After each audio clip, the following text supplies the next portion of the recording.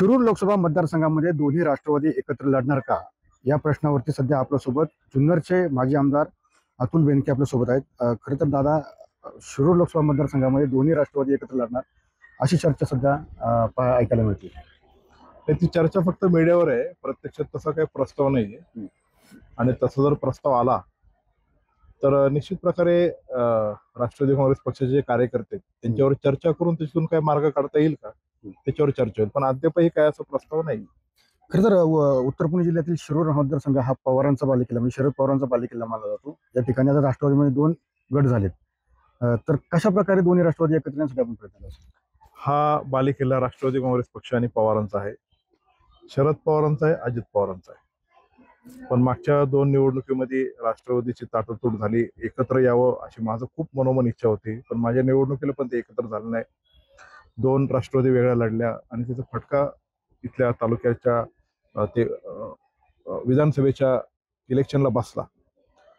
पण आता काय एकच जर होत नसेल, आपल्या प्रयत्नाला जर यश येत नसेल, तर आपल्याला पुन्हा जनतेत जाऊन लोकांचा विश्वास संपादन करून आपल्याला एक चांगल्या दिशेने फुले शाहू आंबेडकरांच्या विचारांनी पुढे जाण्याचा विचार जो यशवंतराव चव्हाण साहेब, पवार साहेब, अजितदादा, माझे वडील वल्लभशेठ बेनके, दिलीप वळसे पाटील हे आम्ही त्यांच्या पठडीत तयार झालेलो आहोत।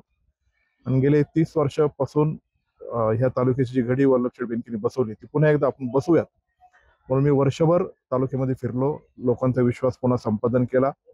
काही लोक पलीकडच्या बाजूला जरी गेले असतील तरी बाबांना आपलं एकत्र होऊन पुढे गेलं पाहिजे अशा प्रकारे ती संघटना पुन्हा एकदा बांधली।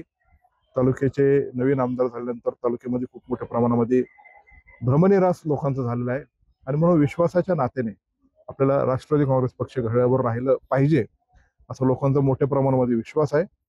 म्हणून स्वतंत्ररित्या नगर परिषद, जिल्हा परिषद आणि पंचायत समिती ही लढवण्याची आम्ही तयारी केलेली आहे। जशी क्षमता आहे, ताकद आहे, लोकांचा विश्वास आहे आणि स्वबळावर आम्ही निवडून पण येऊ शकतो।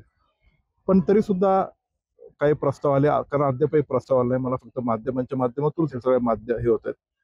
पण प्रस्ताव आल्यानंतर निश्चितच त्याच्या बाबतीत कार्यकर्त्यांचे विचार घेऊन सकारात्मक दृष्टिकोनातून काही पावलं टाकता येत असतील तर ते टाकण्याचा मी प्रयत्न करेन। खरं तर ज्यावेळेस राष्ट्रवादीमध्ये दोन गट झाले त्यावेळेस तुम्ही सुद्धा तटस्थ भूमिका घेतली होती, म्हणजे ना अजित पवारच्या बाजूने ना शरद पवारच्या बाजूने, त्यावेळेस तुम्ही जुन्नर तालुक्यामध्ये एक राष्ट्रवादी काँग्रेस पक्ष करण्यासाठी प्रयत्न केला। ह्यावेळेस कशा प्रकारे प्रयत्न समजा तुम्ही करसाल, समजा अमोल कोल्हेंचा प्रस्ताव आला तर? प्रस्ताव जर आला ना तर ते प्रस्ताव त्यांचं नेमकी काय तुम्हाला बघायला लागेल की अमुक जागांचं ऍडजस्टमेंट करायचे का कसे करायचे, आणि मग त्यानंतर कार्यकर्त्यांची चर्चा करून त्यातून मार्ग काढेल। आता ते काढण्याजोगं असेल, व्यवस्थित सगळ्यांचं समाधान होणार असेल, कारण काय झालंय 8 गट आहेत, 8 गटामध्ये ताकदीचे उमेदवार आम्ही ऑलरेडी तयार केले आहेत।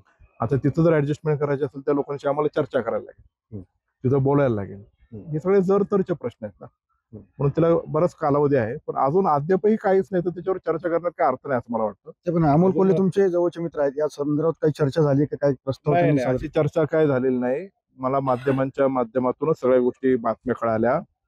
आता तो जर प्रस्ताव अजून अद्यापही आला नाही, आला तर त्याचा विचार नक्की करू। शिरूर लोकसभा मतदारसंघामध्ये जवळजवळ 4 ते 6 विधानसभा मतदारसंघ आहेत, सर्व ठिकाणी जर एकत्र राष्ट्रवादी काँग्रेस एकत्र येऊ शकतं का? बाकीचं मी सांगू शकत नाही, मी फक्त जुन्नरचं बोलतोय। जुन्नर मध्ये कार्यकर्त्यांची मानसिकता आहे आणि कार्यकर्त्यांना वाटतं की दोन्ही पॉवर एकत्र आले पाहिजे, हे केलं पाहिजे, कार्यकर्त्यांचं मत आहे। आम्ही किती वेळ सांगून किंवा काय होतं जर होत नसेल तर आपण आता दादांच्या नेतृत्वाखाली एक विश्वासाने एक विकासाच्या दृष्टिकोनातून पुढे पाऊल टाकून, कर्तव्याच्या दिशेने पाऊल टाकून आता आम्ही परत एकत्र होऊन पुढे चालतोय।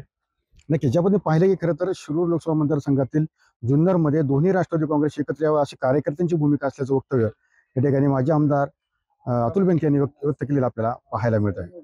कॅमेरा अभिषेक सुलजगे, TV9 मराठी, जुन्नर, पुणे।